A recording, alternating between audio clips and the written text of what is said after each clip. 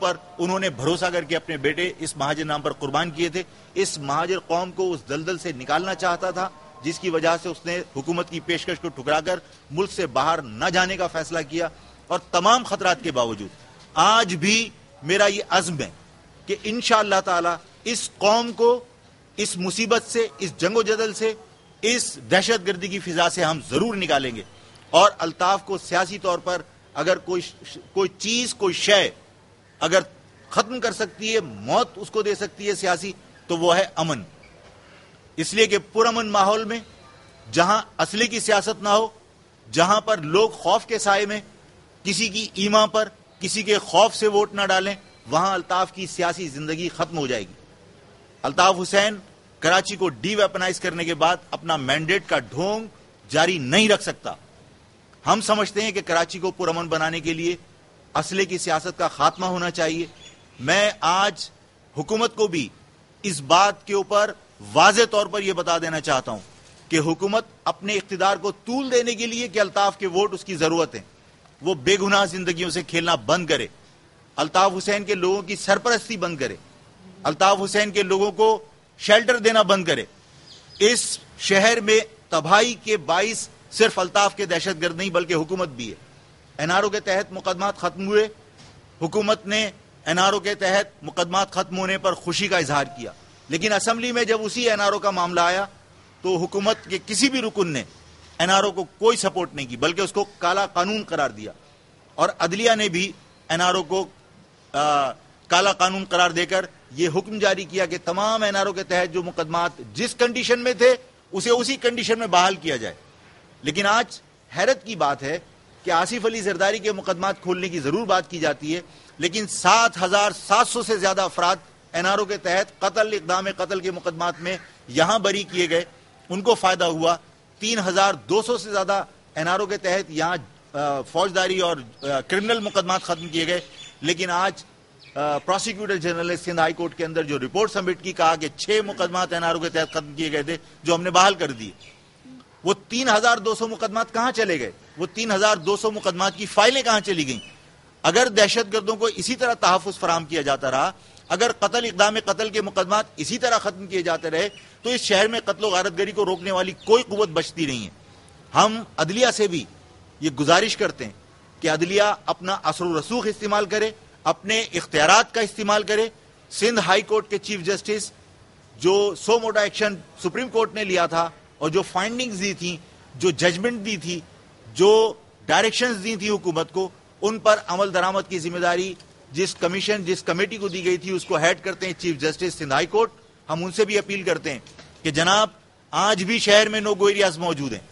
آج بھی شہر میں کوئی سیاسی سرگرمی الطاف کی مرضی کے بغیر کرنے کی جرت نہیں کر سکتا.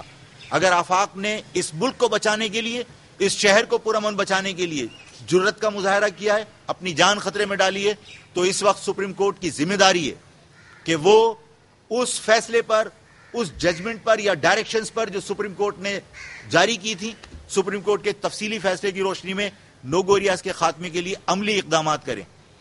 اگر ہائی کورٹ بھی کسی مصلحت کا شکار ہوتا ہے تو پھر عدلیہ پہ سے لوگوں کا اعتماد اٹھ جائے گا. میں حکومت کو واضح بتا دینا چاہتا ہوں کہ ہم یہاں بیٹھیں اپنی جان خطرے میں ڈال کر، اپنی جان ہتھیلی پر رکھ کر. اس علاقے کے لوگ اپنی جان ہتھیلی پر ڈال کر میرے ساتھ موجود ہیں. اس شہر کے عوام الطاف کی دہشت گردی کے باوجود مجھ سے مستقل رابطے میں. آگرہ تاج کالونی سے لوگ یہاں آ رہے تھے، یونٹ کمیٹی کے لوگوں کو اغوا کیا گیا. عزیز میمن یہاں آ رہے تھے، عزیز میمن کو اغوا کیا گیا. سینکڑوں افراد اب تک اغوا ہو چکے. یہاں کی انتظامیہ کو بار بار شکایت کی جاتی رہی ہے، یہاں رینجرز کو بار بار شکایت کی جاتی رہی ہے، لیکن یہاں وزٹ کر کے چلے گئے، گھوم کے چلے گئے اور دہشت گرد ان کے آنے سے پہلے ہٹ گئے اور کہا کہ یہاں کوئی نہیں ہے. یہاں مستقل حملے ہو رہے ہیں. اب اگر یہاں کل فائرنگ بھی ہوئی ہے اور اس فائرنگ کے نتیجے میں کئی لوگ زخمی ہوئے ہیں، ایک معصوم بچہ اس محلے کا وہ زخمی ہوا ہے. آج کے بعد اگر اس یہاں پر کوئی بھی دہشت گردی ہوتی ہے، اگر کسی کا خدا نخواستہ جانی نقصان ہوتا ہے تو اس کے ذمہ دار Asif Ali Zardari, additional chief secretary home Waseem Ahmed, Altaf Hussain اور رحمان ملک ہوں گے. اس لیے کہ یہ سب کچھ حکومتی مشینری کی سرپرستی میں ہو رہا ہے. اور میں سپریم کورٹ کو قبل از وقت یہ اپیل کرتا ہوں اور یہ میری گزارش ہے کہ اگر یہاں کوئی واقعہ ہوتا ہے اور اگر میں بھی قتل کر دیا جاتا ہوں تو اس قتل کی F I R Asif Ali Zardari, additional chief secretary home Waseem Ahmed اور رحمان ملک اور الطاف حسین کے خلاف درج کی جائے، اس لیے کہ یہ سب دہشت گردی کی سرپرستی کر رہے ہیں۔ الطاف حسین کی ایما کے بغیر یہاں کارکنان کلاشنکوف لے کر دندناتے نہ پھرتے، انتظامیہ کی سرپرستی کے بغیر یہاں کلاشنکوف لے کے لوگ دندناتے نہ پھرتے۔ اس شہر میں جو کچھ ہو رہا ہے اس میں برابر کی حکومت ملوث ہے، اور اگر اس دہشت گردی کو نہیں روکا تو آفاق احمد اپنی جان ضرور دے گا اس شہر کے امن کی خاطر، یہ ثابت کرنے کے لیے کہ امن کے لیے قربانی دینا ہم جانتے ہیں، اس لیے کہ یہ شہر ہمارا ہے، اس شہر میں رہنے والے لوگ ہمارے ہیں، چاہے وہ پنجابی ہیں، چاہے وہ پٹھان ہیں، چاہے وہ سندھی ہیں، چاہے وہ بلوچ ہیں، چاہے وہ مہاجر، اس شہر میں رہنے والا ہر شخص اس شہر کا باسی ہے اور اس شہر میں وہ امن کا خواہ ہے۔ اس شہر میں ٹھیلے والے کا قتل کر کے، اس شہر میں موچی کا قتل کر کے، اس شہر میں بے گناہ مہاجروں کا قتل کر کے، لسانی فسادات کروا کے، کبھی سیکٹرین فسادات کروا کر اس شہر کا امن تباہ کرنے میں الطاف کے علاوہ کوئی اور شامل نہیں ہے۔ یہ بات کہہ دینا کہ صاحب ہر سیاسی جماعت کے پاس اسلحہ ہے، ہو سکتا ہے اسلحہ ہو، لیکن کبھی سوچا کسی حکومت کے اہلکار نے، کبھی کسی ادارے نے، کبھی کسی ایجنسی نے کہ یہ اسلحہ ہو سکتا ہے کہ انہوں نے اپنے دفاع میں حاصل کیا ہو، اور اس لیے حاصل کیا ہو کہ انتظامیہ انہیں تحفظ فراہم کرنے میں ناکام رہی ہے۔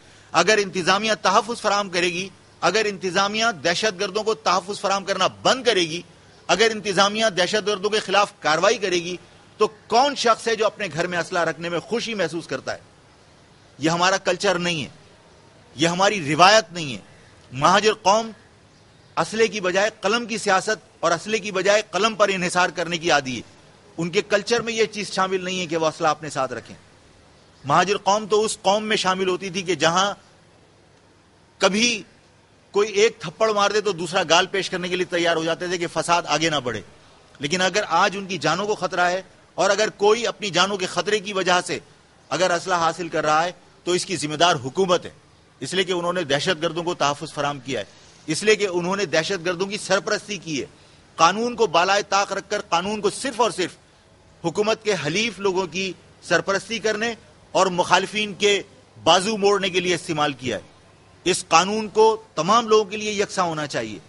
اس پاکستان کے اندر جو ہماری حکومتی مشینری ہے وہ ہر شہری کو تحفظ فراہم کرنے کے لیے ہونی چاہیے۔ یہ نہیں ہونا چاہیے کہ یہ جو انتظامیہ ہے وہ جو سیاسی حلیف ہیں انہیں تحفظ فراہم کرنے کے لیے اور ان کے دہشت گردوں کا اسلحہ منتقل کرنے کے لیے استعمال کی جائے، اور بے گناہ شہری قتل ہوتے رہیں اور ان کی گمنام ایف آئی آر درج کی جائے۔ اگر 15,000 سے زیادہ افراد ان 8 سالوں میں قتل ہوئے ہیں تو کبھی کسی نے معلوم کرنے کی جرت کی کہ ان 15,000 افراد کا قاتل کون ہے؟ کیا اوپر سے کوئی فرشتے آ کے قتل کر کے چلے گئے، کوئی غیر ملکی طاقتیں آ کے قتل کر کے چلی گئیں، یہاں کوئی ڈرون حملے ہوئے تھے جس میں یہ لوگ مارے گئے؟ اس شہر میں جو قتل ہوئے ہیں یہیں کے لوگ اس میں ملوث ہیں۔ لیکن کیا پولیس کی ذمہ داری صرف اتنی ہے کہ اگر آپ نے by name F I R درج کروائی تو وہ افراد کو تلاش کریں گے کیا قتل ہوئے یا نہیں؟ اگر گمنام ایف آئی آر کٹی تو اس کا مقصد یہ نہیں ہے کہ قتل ہی نہیں ہوئے۔ گمنام ایف آئی آر کٹنے کا مقصد یہ ضرور ہے کہ قتل ہوا، قاتل کا علم نہیں، لیکن قاتل کو تلاش کرنے کی ذمہ داری کس کی ہے؟ اس شہر میں قاتل کو گرفتار کیے بغیر اور اسے اس کے انجام تک پہنچائے بغیر کیا امن قائم ہو سکتا ہے؟ ہرگز نہیں۔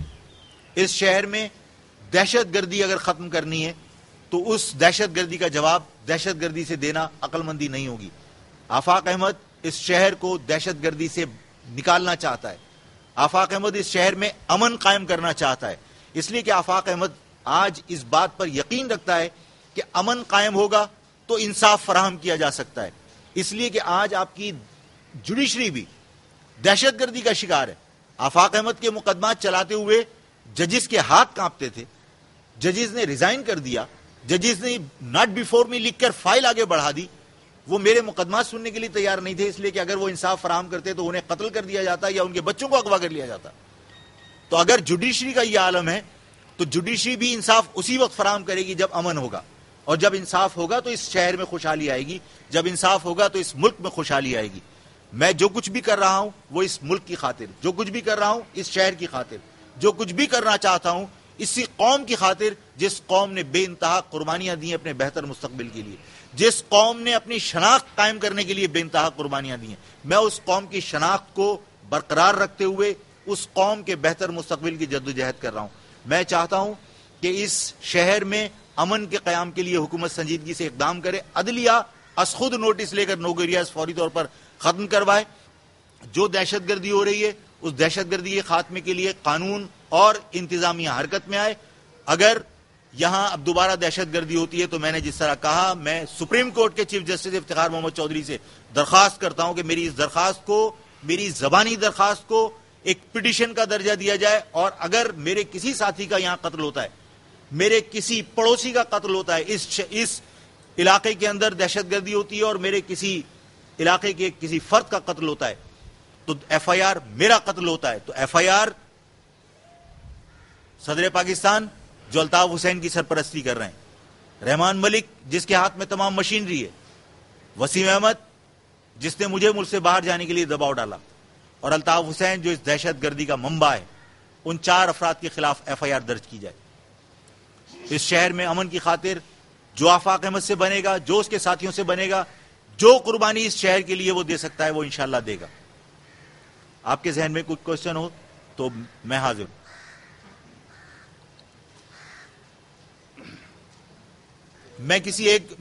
دیکھیے الطاف حسین اس میں کلیدی کردار ادا کر رہا ہے۔ اس شہر میں جو دہشت گرد ہیں، آپ جانتے ہیں کہ نیٹو کے کنٹینرز غائب ہوئے، کن لوگوں کو وہ تقسیم ہوئے یہ بھی آپ جانتے ہیں۔ اس شہر میں پختون اور مہاجر فساد، دونوں پختون قیادت بھی اور جو الطاف حسین موجود ہیں، دونوں ملوث ہیں، اس لیے کہ دونوں کی قیادت آپس میں شیر و شکر ہے۔ موچی مرے تو پختون قیادت کو کوئی غم نہیں، اگر کسی مہاجر کی گلا کٹی لاش ملے تو الطاف حسین کو کوئی غم نہیں۔ ان کا مقصد صرف اس شہر میں لسانی فساد کروا کر کراچی کا امن تباہ کر کے کراچی کو معاشی طور پر کرپل کرنا ہے، اور وہ اس کے لیے سرگرم ہے۔ کراچی میں اب تو دوسری جماعتیں آ کے بڑے بڑے جلسے کر رہی ہیں، طور پہ سرگرمی کی اجازت ہے تو یہ ہو رہا ہے؟ دیکھیے وہ تمام جماعتیں کراچی میں، سب کو اس بات کا علم ہے کہ کراچی میں ان جماعتوں کا کیا مقام ہے، کیا حیثیت ہے۔ وہ باہر سے لا کر چاہے جلسے کرتے رہیں، لیکن الطاف حسین ان لوگوں کو قطعاً برداشت کرنے کے لیے تیار نہیں جو اس شہر کو ریپرزینٹ کرتے ہیں، اس شہر کے لوگوں کو ریپرزینٹ کرتے ہیں۔